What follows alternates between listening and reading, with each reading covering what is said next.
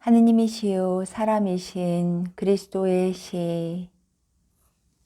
사마리아 여인 뽀띠 나이, 나는 여기 있을 테니 너희는 시내에 가서 식사에 필요한 것을 모두 사오너라. 여기서 식사하자.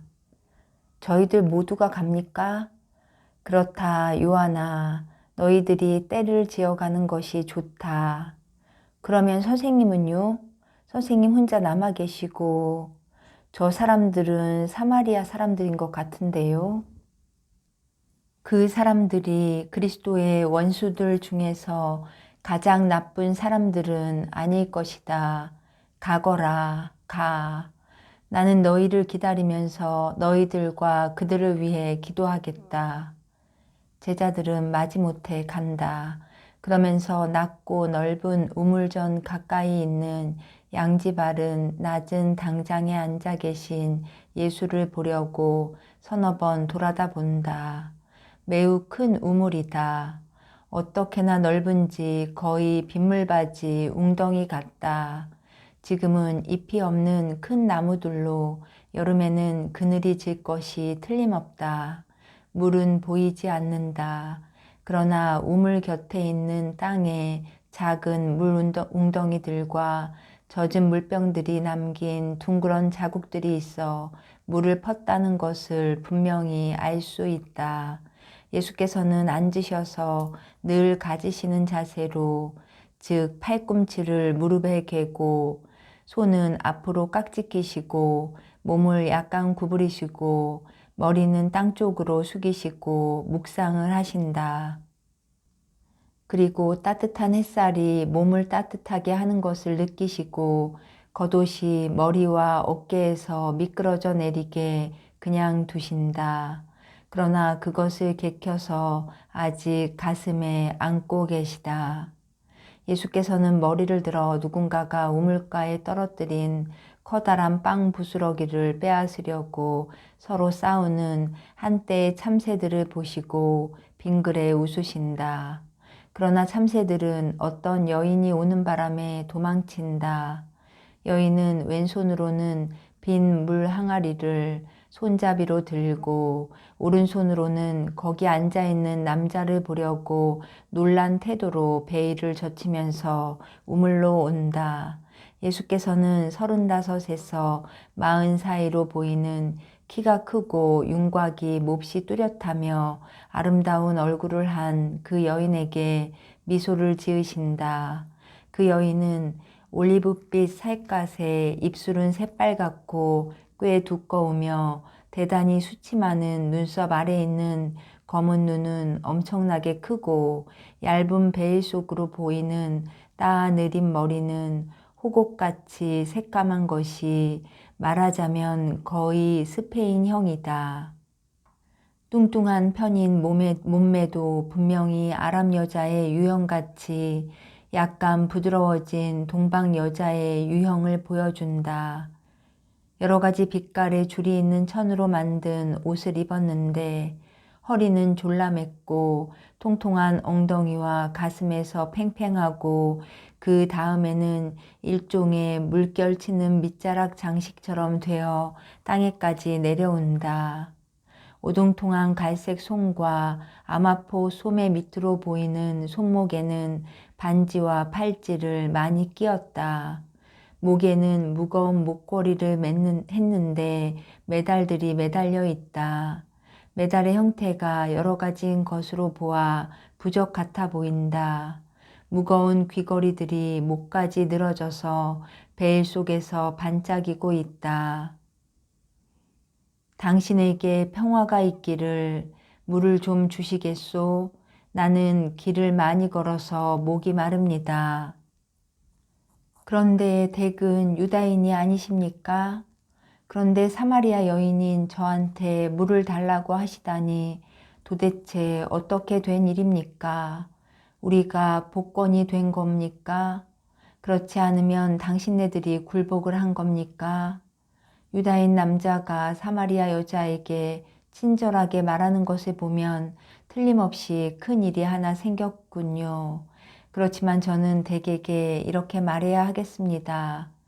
유다인들이 수백 년 전부터 우리에게 주는 모든 모욕을 댁을 통해서 갚기 위해 댁에게 아무것도 주지 않겠다고 말입니다. 당신이 제대로 말했습니다. 큰 일이 생겼습니다. 그래서 많은 것이 변했고 또 더 많은 것이 변할 것입니다. 하느님께서 세상에 큰 선물을 주셨습니다. 이 때문에 많은 변화가 일어났습니다. 만일 당신이 하느님의 선물을 알고 당신에게 물을 좀 주시오 하고 말하는 사람이 어떤 사람인지 알면 당신이 그에게 물을 달라고 청했을 것이고 그 사람은 당신에게 흐르는 맑은 물을 주었을 것입니다. 흐르는 맑은 물은 지맥 속에 있는데 그 우물이 그걸 가지고 있습니다. 그렇지만 이건 우리의 것입니다. 하고 여인은 빈정거리는 투로 건방지게 말한다. 물은 하느님의 것입니다. 친절이 하느님의 것인 것과 같이 생명이 하느님의 것인 것과 같이 부인, 모든 것은 오직 한 분뿐이신 하느님의 것입니다. 그리고 모든 사람은 사마리아인이건 유다인이건 모두 하느님에게서 옵니다. 이 우물은 야곱의 우물이 아닙니까? 그리고 야곱은 우리 민족의 시조가 아닙니까? 그 후 어떤 잘못으로 우리가 갈라졌지만 그렇다고 해서 우리의 혈통이 바뀌지는 않습니다. 우리들의 잘못이지요? 하고 여인이 공격적으로 묻는다. 우리의 잘못도 당신들의 잘못도 아닙니다. 사랑과 정의를 잊어버렸던 어떤 사람의 잘못이었지요. 나는 당신을 공격하지 않고 당신 결에도 공격하지 않습니다. 그런데 당신은 왜 공격적으로 나오려고 합니까? 유다인으로 그렇게 말하는 건 대기 처음입니다. 다른 사람들은 그렇지만 우물 이야기를 다시 하기로 하고 맞습니다. 이 우물은 야곱의 우물입니다.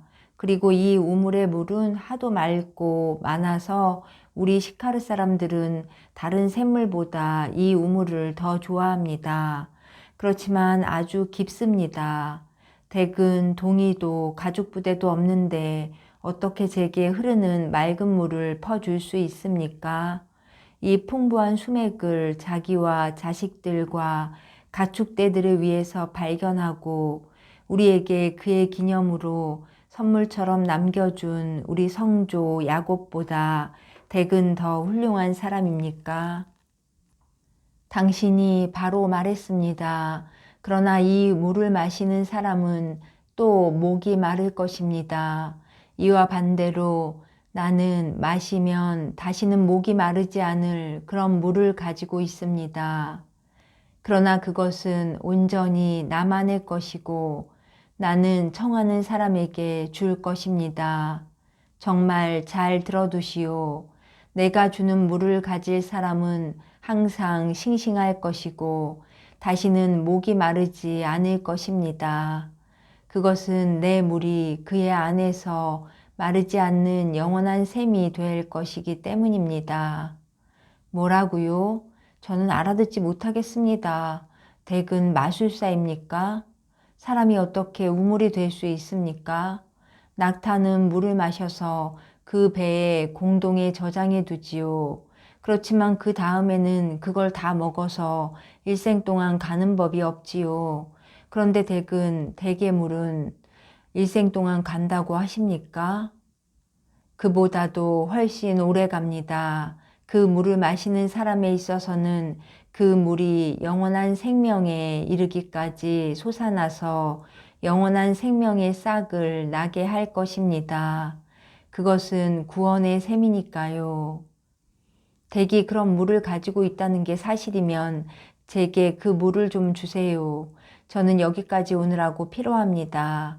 그 물이 있으면 저는 목마르지 않고 또 절대로 병도 들지 않고 늙지도 않을 것입니다. 그것만이 당신을 필요하게 합니까? 다른 것은 아무것도 없고요. 그러면 당신은 당신의 하찮은 육체를 위해 마실 물을 기를 필요성 말고 다른 필요성을 느끼지 않습니까? 생각해 보시오. 육체보다 더 나은 것이 있습니다. 그것은 영혼입니다. 야곱은 그와 그의 가족들을 위해서 땅에 솟는 물만을 주지 않았습니다. 야곱은 그를 위해서 하느님의 물인 성덕을 장만하고 가족들에게 그것을 주려고 마음을 다했습니다. 당신네들은 우리 보고 이교도라고 말합니다. 당신네들이 말하는 것이 옳다면 우리는 거룩하게 될 수가 없습니다. 여인은 무례하고 빈정거리는 말투를 버리고 온순해지고 약간 부끄러워한다. 이교도도 덕을 닦을 수 있습니다. 그리고 정의로우신 하느님께서는 그 사람이 행한 선행을 갚아주실 것입니다. 그것이 완전한 상은 아닐 것입니다. 그러나 정말이지 큰 죄로 더러워진 신자와 죄가 없는 이교도 중에서 하느님께서는 이교도를 덜 엄하게 대하십니다. 그런데 당신들이 그런 사람들이 될 줄 안다면 왜 참 하느님께로 오지 않습니까? 이름이 무엇입니까? 뽀띠나이입니다. 그러면 뽀띠나이 대답하시오. 당신은 당신이 말하는 것처럼 이교도이기 때문에 또 내가 말하는 것과 같이 아주 오래된 잘못된 생각에 어두운 그림자 속에 들어있기 때문에 성덕을 갈망할 수 없는 것이 괴롭지 않습니까? 맞습니다. 그것이 괴롭습니다. 그렇다면 왜 적어도 덕 있는 이교도로라도 살지 않습니까? 주님, 그렇지요. 그것은 아니라고 말할 수 있습니까? 가서 남편을 불러가지고 다시 오시오. 저는 남편이 없습니다. 여인은 점점 더 부끄러워한다. 바른 대로 말했습니다. 당신은 남편이 없습니다. 당신은 남자가 5이나 있었는데 지금 같이 사는 남자도 남편이 아닌 사람입니다. 이것이 필요한 일이었습니까? 당신의 종교도 부도덕을 권장하지는 않습니다. 당신들도 십계명을 가지고 있지요. 그러면 왜 이렇게 삽니까? 뽀띠나이? 한 사람만의 정숙한 아내가 되지 않고 그 많은 남자의 유욕의 대상이 되는 것이 실증이 나지 않습니까? 당신이 늙어서 추억만을 가지고 혼자 남았을 때가 겁나지 않습니까? 후회와 두려움을 가지고 말입니다. 그렇습니다. 하느님께 대한 두려움과 유령에 대한 두려움 같은 그런 두려움까지도 말입니다. 아이들이 어디 있습니까? 여인은 고개를 푹 숙이고 말을 못한다. 이 세상에는 당신 자식들이 없지요. 그러나 당신이 이 세상 빛을 보지 못하게 막은 그들의 작은 영혼들이 당신을 비난합니다. 항상 보석, 아름다운 옷, 호화로운 집, 잘 차린 식탁, 그런 것은 있습니다. 그러나 공허함, 눈물, 내적인 빈곤도 있습니다. 뽀띠나이, 당신은 버림받은 여자입니다. 그리고 진정한 뉘우침과 하느님의 용서, 따라서 당신의 아이들의 용서를 통해서만 당신이 부자가 될 수 있습니다. 주님, 저는 주님이 예언자시라는 걸 알겠습니다. 그래서 부끄럽습니다. 그런데 당신이 악을 행할 때에 하늘에 계신 아버지께 대해서는 그런 부끄러움을 느끼지 못했습니까? 사람 앞에서 낭망해서 울지 마시오. 뽀띠나이, 이리 내 가까이로 오시오. 하느님에 대해서 말해주겠습니다. 당신은 아마 하느님을 잘 알지 못했었지요. 당신이 그처럼 방황한 것은 그 때문이었지요. 분명히 그 때문이었습니다. 만일 당신이 참 하느님을 잘 알았더라면 그렇게 타락하지는 않았을 것입니다. 하느님께서 당신께 말씀하시고 당신을 붙들어 주셨을 것입니다. 주님, 우리 조상들은 이 산 위에서 경배를 했습니다. 유다인들은 예루살렘에서만 하느님께 경배해야 한다고 말합니다. 그런데 선생님도 말씀하시듯이 하느님은 한 분만 계십니다. 제가 어디서 어떻게 경배해야 하는지를 알도록 도와주십시오. 부인, 내 말을 믿으시오. 머지않아 아버지께서 사마리아의 산에서도 예루살렘에서도 경배를 받으시게 될 때가 올 것입니다. 당신들은 알지 못하는 분에게 경배를 합니다. 우리는 우리가 아는 분에게 경배를 합니다. 그것은 구원이 유다인들에게서 오기 때문입니다. 예언자들을 기억하시오. 그러나 때가 올 것인데 이제는 예전 의식에 의하지 않고 불로 소멸되는 제물과 동물의 희생도 없는 의식을 가지고 영과 진리로 예배자들이 아버지께 경배를 할 때가 이미 시작되었습니다. 이제는 사랑의 불로 태워지는 티 없는 희생제물의 영원한 제사가 있을 것입니다. 그것은 영적인 나라 안에서 행해지는 영적인 예배일 것입니다. 그리고 그 제사는 영과 진리로 경배할 줄을 아는 사람들에게 이해될 것입니다. 하느님은 영이십니다. 그러므로 하느님께 예배하는 사람들은 영적으로 예배해야 합니다. 선생님은 거룩한 말씀을 하십니다. 우리들도 무엇을 좀 알고 있기 때문에 저도 메시아가 오실 때가 되었다는 걸 압니다. 메시아, 즉 그리스도라고도 부르는 그분 말입니다. 그분이 오시면 우리에게 모든 것을 가르쳐 주실 것입니다. 바로 이 근처에는 메시아의 선구자라고 하는 분도 있습니다. 그리고 많은 사람들이 그분의 말을 들으러 갑니다. 그러나 그분은 엄하십니다. 선생님은 친절하십니다. 그래서 보잘것없는 사람들이 선생님을 무서워하지 않습니다.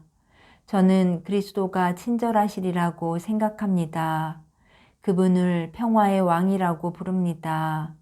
많이 기다려야 오십니까? 그분의 때가 벌써 왔다고 내가 말했는데요. 그걸 어떻게 아십니까? 혹 그분의 제자이십니까? 선구자는 제자가 많습니다. 그리스도도 제자를 많이 두셨겠지요.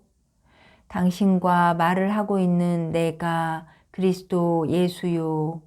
선생님이 아이고, 예수님 곁에 앉아있던 여인이 일어나서 도망치려고 한다. 왜 도망합니까? 선생님 곁에 있는 것이 몹시 무서워서 그렇습니다. 선생님은 거룩하신데. 나는 구세주입니다. 내가 여기 온 것은, 여기 올 필요가 있었던 것은 아닙니다. 당신의 영혼이 방황하는데 실증이 났다는 것을 알았기 때문입니다. 당신은 당신이 먹는 음식에 구역질이 납니다. 그래서 나는 당신에게서 구역질과 피로를 없애줄 새로운 음식을 주려고 왔습니다. 저기 내 제자들이 내가 먹을 빵을 가지고 돌아옵니다. 그러나 나는 당신에게 구속의 첫 조각들을 준 것으로 인해서 벌써 음식을 먹은 셈입니다. 제자들은 여인을 혹은 더 혹은 덜 조심스럽게 곁눈질해 본다. 그러나 아무도 말은 하지 않는다. 그 여자는 이제 물도 동이도 생각하지 않고 떠나간다. 여기 있습니다, 선생님 하고 베드로가 말한다. 그 사람들이 저희를 잘 대우했습니다. 치즈와 신선한 빵, 그리고 올리브와 사과가 있습니다. 마음대로 드십시오. 그 여자가 동이를 두고 가길 잘했습니다. 저희들이 작은 수통으로 하는 것보다 더 빨리 할 수 있을 것입니다. 저희들이 물을 마시고 저희들의 수통을 채우면서 사마리아인들에게 다른 것을 청할 필요도 없고 그들의 셈에 가까이 가지 않아도 될 것입니다. 안 드십니까? 선생님을 위해서 생선을 구하려고 했지만 생선은 없었습니다. 아마 생선이 있었으면 선생님이 더 좋아하셨을 텐데요. 선생님은 피로하셔서 얼굴이 창백합니다. 나는 너희들이 알지 못하는 음식을 가지고 있다. 그것이 내 식사가 될 것이다. 그러면 식사를 잘한 셈이 될 것이다. 제자들은 서로 바라보면서 눈으로 서로 물어본다. 예수께서는 그들의 말없는 질문에 대답하신다.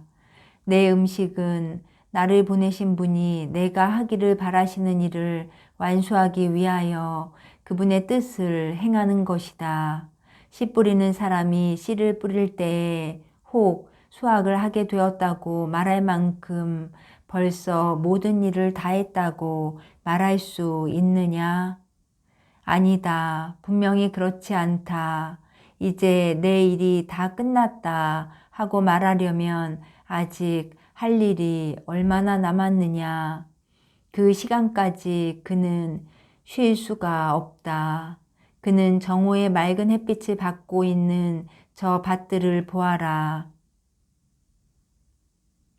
지금 정오의 맑은 햇빛을 받고 있는 저 밭들을 보아라. 한 달 전만 하더라도, 아니 그보다 더 늦게까지도 땅에는 아무것도 없고 비가 휩쓸었기 때문에 우중충했었다. 그런데 지금은 보아라. 환하게 비추는 햇빛을 받아 한층 더 밝게 보이는 아주 파란 빛깔을 띤 갓 돋아난 밀포기들이 말하자면 거의 흰 가벼운 흰 휘장으로 땅을 덮어 놓았다. 저것이 이 해의 수확물이다. 그래서 너희들은 그것을 보고 이렇게 말한다. 넉 달 후면 추수를 하게 된다. 씨 뿌린 농부는 추수하는 사람들을 고용할 것이다. 그것은 씨를 뿌리는 데에는 한 사람으로 넉넉하지만 거두어 들이는 데에는 많은 사람이 필요하기 때문이다. 씨 뿌린 사람과 수확하는 사람들은 기뻐한다. 씨앗을 작은 자루로 하나 뿌렸는데 지금은 수확물을 저장하기 위해 곡식광을 마련해야 하는 씨를 뿌린 사람도 기뻐하고 며칠 동안에 몇 달 동안 먹고 살 만한 것을 버는 수확하는 사람들도 기뻐한다고 영의 밭에서도 내가 씨 뿌린 것을 거두어 들이는 사람들도 나와 함께 나처럼 기뻐한다. 그것은 내가 그들에게 품삯과 그들이 마땅히 받아야 할 것을 주겠기 때문이다. 나는 그들에게 내 영원한 나라에서 살 만한 것을 주겠다. 너희들은 거두어 들이기만 하면 된다.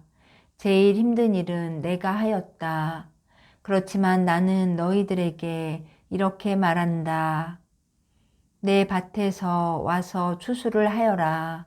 나는 너희들이 내 수확물의 곡식단을 안고 있는 것을 보는 것이 기쁘다.